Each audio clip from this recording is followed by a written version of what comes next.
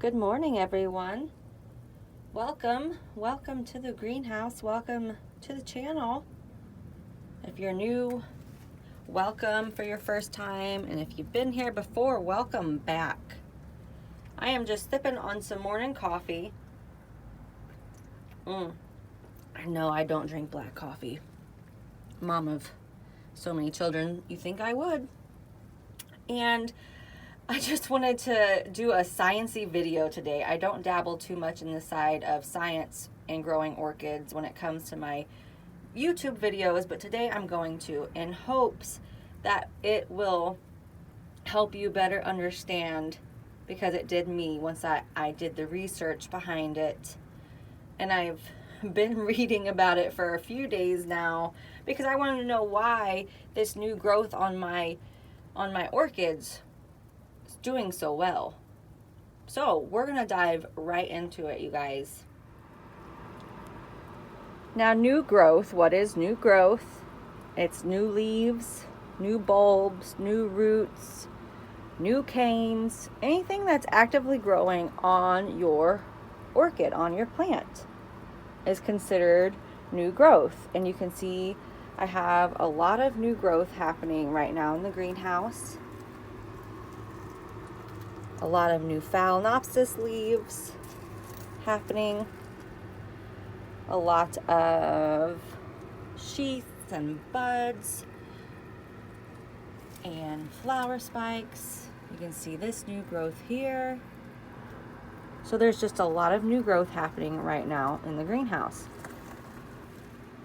And this new growth contains a lot of different minerals like potassium, phosphorus, magnesium, sulfur, just to name a little bit. But the secondary mineral I want to talk about today is calcium. New growth on your orchid contains a lot of calcium. If your orchid has a deficiency of calcium, you're not going to get strong cell structures, strong cell walls, strong new growth. So just like humans need calcium for our bones, for a strong structure, and just like growing children need milk because of the calcium in the milk, so do plants, so do our orchids. So a lot of energy is being put into the new growth, especially at the furthest tip of the new growth. And let me find an example for you. So right here, this new growth, the furthest tip of this new growth has a lot of minerals right now. And even so much sometimes that the plant is sending its mobile nutrients to that new growth. And sometimes you will see older leaf dieback, like this phalaenopsis right here. So because the plant is sending its mobile nutrients to the growing part of the plant, it's taking it from this part and giving it to the new part, and that leaf will die, fall off. So much energy is being put into the new growth, especially at that furthest point. Okay? You still with me? I'm sorry if I'm talking slow, you guys.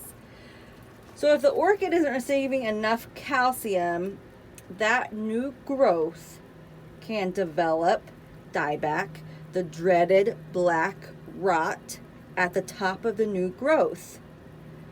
The new growth will die back if there's not enough calcium. And the thing is, calcium is not mobile. It's an immobile nutrient. Unlike nitrogen, potassium, phosphorus. When you see an older growth, like I just mentioned, turning yellow, it's because it's sending those mobile nutrients to the new growth, which calcium is not mobile, it's immobile. So that's why it's so important that we have to make up and give it that calcium that it needs for its new growth. Like I said, whether it being a bulb, a cane, a leaf, a root, a flower, spike, it needs that calcium. So what do I use to give my orchids calcium? My go-to is CalMag. You can find it almost anywhere online. You know, just Google CalMag. Fortunately, I have a, what do you call it? A hydroponics store right down the road from me, and they carry this all the time. It's about 16 bucks. And how I use it is 1 ounce per 1 gallon. And it's liquid. It's the color of, I don't know, it's brown, yellow. But I use it almost every time I water CalMag. Other people, there's other things you can use too, like I believe it's called garden lime. People use garden lime. What else do people use? Oh, eggshells. People use eggshells.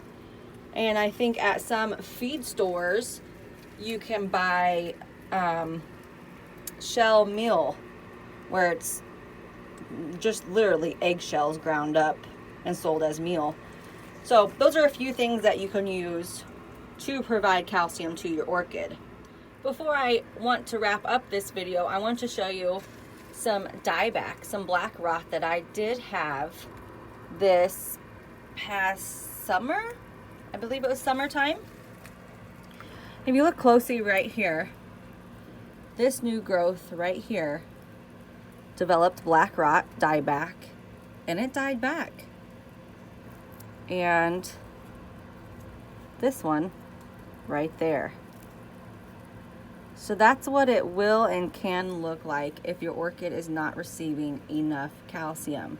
It is growing some new growth right here. And this is a problem orchid of mine. It is a problem child. You can see some little black right there in the middle of that new growth. But I'm not too concerned about it yet because it's not at the tip.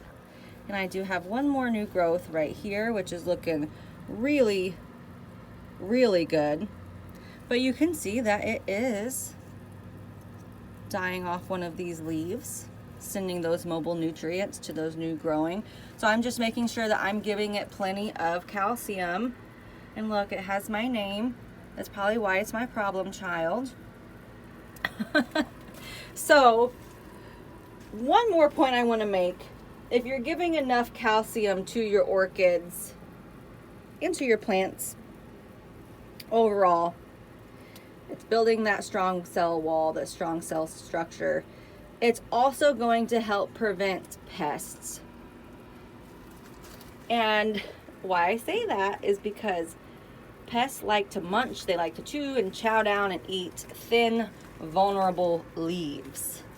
So if you are building strong, thick leaves with strong, thick cell structures, the pests are going to go elsewhere for an easier meal.